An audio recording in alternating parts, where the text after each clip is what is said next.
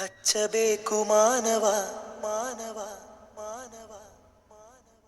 ಪ್ರೀತಿಯಿಂದ ಪ್ರೀತಿ ಹಂಚಿರೋ ದೀಪದಿಂದ ದೀಪವ ಹಚ್ಚಬೇಕು ಮಾನವ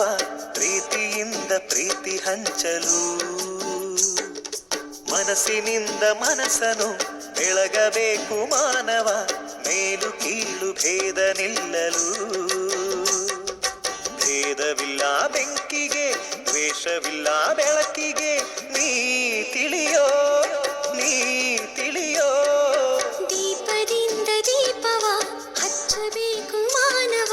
ಪ್ರೀತಿಯಿಂದ ಪ್ರೀತಿ ಹಂಚಲು